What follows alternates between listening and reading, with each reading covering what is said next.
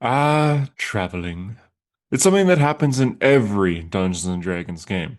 You need to get from point A to point B, but let's be honest, a lot of the time it gets a little repetitive, I guess.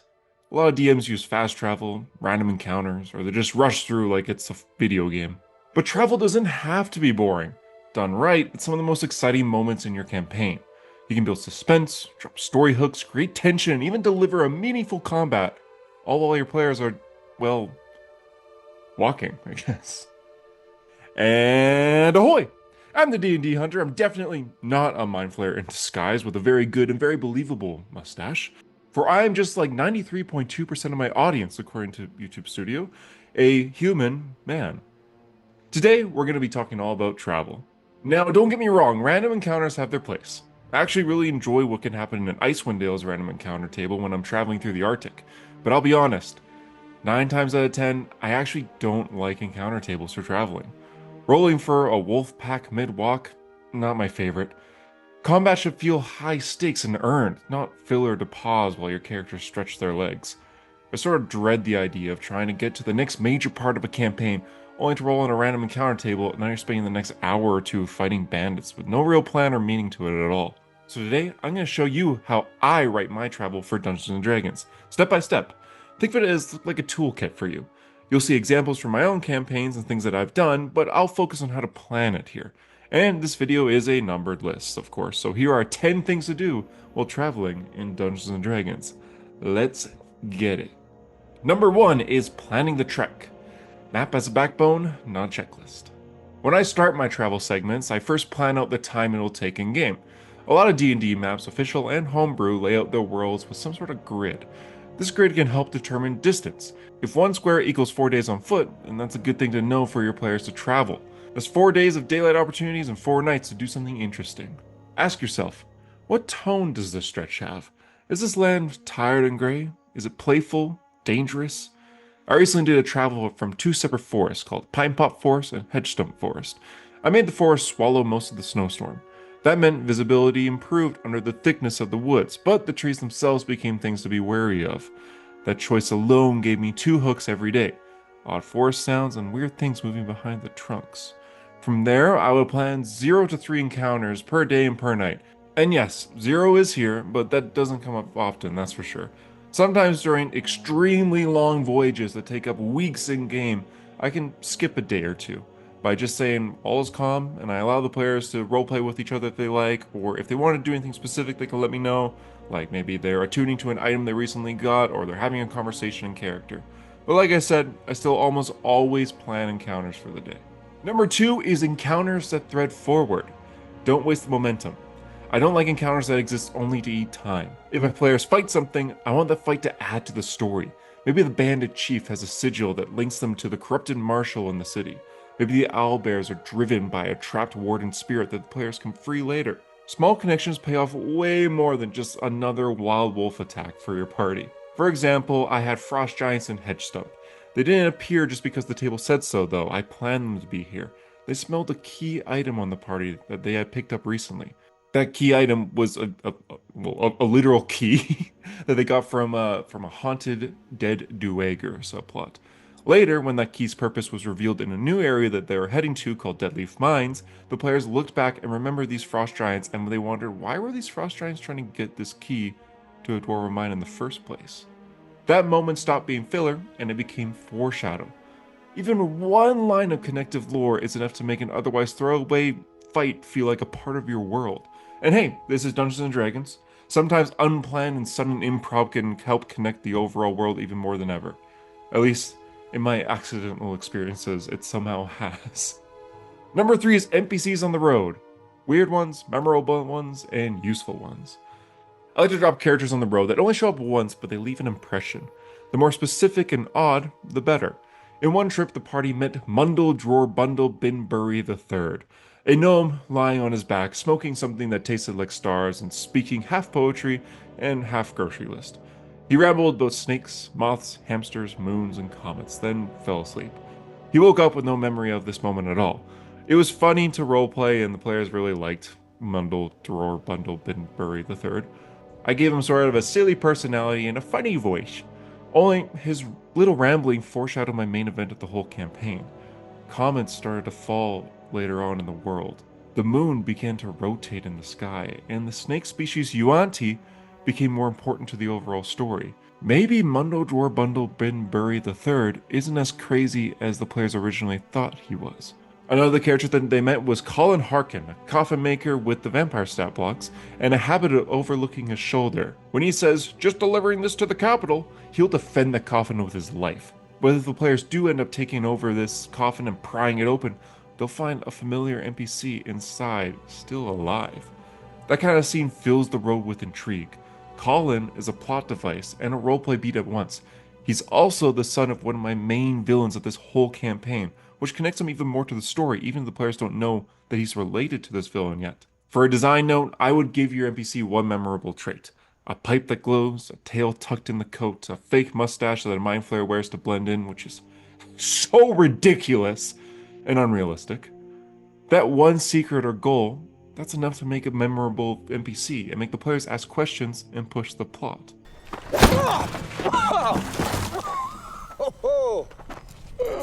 Come on, Roach. Number 4 is when combat begins on the road, make it matter. I love a good fight, but on the road fights, they should feel like scenes that change something, not just an intermission. If you want combat and travel, make it count. A few cases where combat work are great. For example, you can do a reoccurring antagonist that shows up. That assassin you'll meet again, now your players know who they're up against. Your first meaningful contact with a major threat. Maybe your party meets the cultist leader before the big temple raid. That encounter should hit larger than force. Immediate stakes that ripple forward. That bandit leader has ties to the town's guild. Kill him and the guild collapse, or spare him and gain a useful ally, or an enemy who will come back. And then big monsters with narrative consequences. If the party slays a dragon on the road, have the next town show evidence of that dragon's earlier terror. Or the dragon got a cub who wants revenge. Cub doesn't sound right. Calf? What are dragon babies called? Dragon calves. No, what the hell? Wormlings. Oh my god, dragon wormlings. Dragon calf. Dragon wormling. Maybe a dragon wormling is trying to get revenge, you know? Dragon calf. I should draw that. Here are some practical combat tips. Make 1 or 2 enemies stand out. A leader who calls out a name, a symbol, a quirk. If you want bandits to mean more, let the leader have a distinguished scar and a piece of cloth that ties them to the town that you'll visit. When the fight ends, give that immediate narrative consequences. Bodies found, letters burned, survivals who scattered the news. That's the difference between, hey, we killed some bandits, and we changed the political consequences and balance of the road. Number 5 is rest and camp scenes, which are the best for role-playing surprises. Because rest can be the most entertaining part of travel. Players cook, they argue, they tell stories, and then you can throw a little weirdness on top of it. Because suddenly a house just appeared next to their tents at midnight. In Pine Pot Forest, I pulled that. A large house creaked into existence next to the camp, and the door slowly opened. Inside was a haunting revenant ready to break things. It turned a sleepy long rest into a full session highlight. You can reveal it from a perception check. Even if they roll something low, like an 11 or a 12, you can still mention, hey, you guys notice there's a cabin right next to you. How did they not see this before when they're setting up camp and there's still daylight out? What kind of monster house is this? Say that again? Smaller camp beats are great too. Footprints circling the tent, a fire that bursts and vanishes when lit, ravens hobnobbing at the tree line and whispering single names. These moments are intimate, and they have fewer people around. Emotion lands harder, fear, humor, and guilt. Use them for character development. Let a player character have a private vision, a whispered memory, or a chance to bond with an NPC. I went all into so many more of these ideas a few weeks ago on my long rest video. If you want more camp time ideas, check it out after this video. The link is in my bio. Or if you've already watched that video, comment below, hey, funny mustache human man, I already watched that video. Yeah. Number 6 is landmarks and mysteries. Small things that stick. Landmarks are the campaign's postcards. A statue, a half-submerged bridge, a lit lamp tied to an empty tree. They don't need to be full of secrets attached, but sometimes their value is mood and memory. That lamp in Pinepot Forest full of oil with no owner, it made my table invent reasons for it. A wooden statue in the middle of the woods of Saluna, but her eyes are bloody? My players argue for ages of who carved this and why, especially my druid player who praises Saluna. When you do attach a secret, give it depth. The frozen pawn with a dagger named Backstabber under the ice was simple but loaded. That item had a pro and a con. Sneak attack bonus, but the danger was on a miss, making it cursed. You guys should check out my cursed item video if you want to know more about this. That's fun because it creates risk, reward, and storytelling. Decide whether a landmark is a puzzle, a treasure prompt, or a mood piece. For a writing tip, don't over-explain this. Let players interrogate the landmarks. The questions are what drives the scene. In God of War Ragnarok, there's a lot of different landmarks that you solve puzzles to be able to move on. And there was a lot of controversy, I don't know if that's the right word, controversy around the start of this because Atreus would constantly just tell you what to do if you struggle on it for more than a minute. That became annoying because this should be something that the player should discover on their own, not give it hinted out by Atreus. Father, there's a gate up here heading towards the entrance to the mine. If you can get up here, I'll need your help lifting it. Eventually, God of War Ragnarok was updated so Atreus would shut up during puzzles, but think of you as Atreus. Don't give them hints right away. Wait a while, and if they're really struggling, maybe a old man gnome appears out of nowhere and pulls an Atreus and tells you what to do. Number 7 is whimsy and weird. Lighten the road with charm, because not every kilometer needs to be grim. The contrast between peaceful oddities and real threats make the both better. Throw in a barefoot wizard wearing a mushroom hat and mending his robes with odd stitches who smells faintly of the Feywild, and your players will talk about him more than the odd pack of wolves who attack them for the 5th time this campaign. Sorry, I apparently hate wolf encounters. Or I had a guy that I named Shirt. He was a local conspiracy theorist halfling of Green Hillside who pulled a pitchfork from his bag holding and explained solemnly that devils are interrupting his dreams of becoming a whale. You know, it's just a funny thing to put on the side, and it can be really funny for the players to encounter. Whimsy is a safety value. After a harrowing night, a silly encounter refreshes the table and allows for levity. A magic favor! A mystical magical favor! Whoa, dude! For you! The best robe mixes are a weird smile, a tense beat, and something warm. Players remember the laughter and the fear both. Use these moments to build tone, give a break, and humanize your world a little bit. Unless you're in Barovia, because everything in Barovia is bad. I played Curse of Strahd and it was rough. In a good way. Number 8 is Foreshadowing. Plant small seeds that grow later. One of my favorite tricks is to let the travel whisper about future events. I made a mind flare. Yeah, a mind flayer with no mustache because he is a mind flayer, not a human man like me and unrelated to me in any sort of way. This mind flayer that I wrote and made up fictionally, he was hovering on the edge of a clearing and delivered twisted visions to my players. But my mind flayer didn't attack. I just made him a little bit different. I made the players taste something awful. The dread lingered, and later plot scenes paid off as they started to get foreshadow of visions of different people's memories. People that they would later meet in the campaign, or people they've already met before. Other foreshadowing could be a caravan off to the side with a villainous crest on side. Was this caravan abandoned, or is the owner returning? Scorch marks on a tree that match the description of that dragon attack. Ravens that call out the names and then maybe vanish. Don't resolve the hint immediately, let the players carry the question with them. Hunting for the answer is a great motivator, and it keeps the campaign feeling coherent. Sometimes, maybe the players can come up with a theory that isn't what you had written out, but it sounds maybe a little bit better. Maybe you can roll with that and see where it takes you. For a practical note, scatter at least one foreshadowing every day on a long travel. Not heavy-handed, just one line, one object, one NPC comment. The payoff down the road will feel earned, as the note-taker will be like, I know what that guy's talking about. Number 9, sea travel. Rowing, moral, and things under the water. Boats change everything, but I'm not just talking about pirate ships or large boats to live in. I'm talking canoes and kayaks and little sailboats.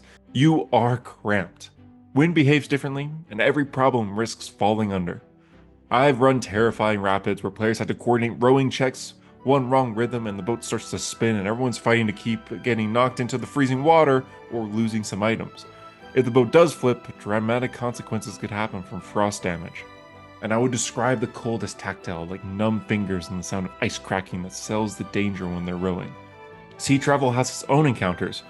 You can have rocks and, rocks, ghost ships, storms, weird sea people like sirens and sea elves that speak in echo. The dynamic is different too, because range enemies can shred a small boat, wind can help or ruin a chase, and morale matters. Mechanically, sea travel benefits from team challenges like group athletic checks in a row, survival checks to navigate currents, constitutions to save for cold. Use these roles to create player agency and to build cinematic moments. Let the dice decide their fate. As far as traveling in larger ships goes, well, that's a long, bigger discussion for another video coming soon. Foreshadowing. See that? I'm doing foreshadowing in this own video about a lot of foreshadowing tips. Number 10. Arrivals. Make the destination pay off from the journey. How you end a travel arc matters just as much as you start it. Don't drop them in the town and be like, okay, you arrived, let's move on, see you guys next session. The arrival should reflect what happens on the road. If the party has been hunting for a dragon, show the burned roofs and the smashed walls in the next town. If they are carrying a special item to this next area, have the NPC's expression change when they notice what they're carrying.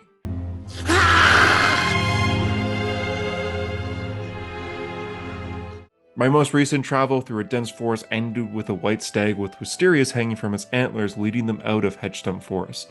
Ravens then vanished as the town of Face appears. My main guy, Shirt, was yelling about whales and asking the party if they spawn from the hells of this country. That moment of weird welcome ties the trip together and plants fresh hooks for the next session. And if you want, offer a small reward tied to the journey. Villagers are grateful and give them a map piece, or a messenger from the town shows them a wanted poster with a face that they now recognize. Little narrative payoffs reinforce the road wasn't empty. And that's it. That's how I write travel. I plan my travel days and my nights. Map first, then beats, make encounters thread into your story, use the rest for roleplay, and surprise the table. Let landmarks be weird, throw in whimsy, foreshadow without telling everything. Treat sea travel like a different game sometimes, and make the arrival worth the walk. And just a quick reminder, I am a human man. Just a human man, not a mind flayer. And I make Dungeons & Dragons videos every single week. I'm still a fairly new channel, but I have a pretty good catalog of videos so far. You guys can check out some videos that I mentioned in this video, in the link in my bio here. I got videos where I talk all about cursed items. I have videos where I talk all about how the seasons can affect your game. And I have videos all about long rests and how camping outside in the woods can be the best part of D&D. Thank you so much for watching. Please like, comment, and subscribe if you like this video. Every single interaction helps the algorithm grow for me and allows my little channel to become a little bit bigger. Thanks so much for watching, and I will see you on the road.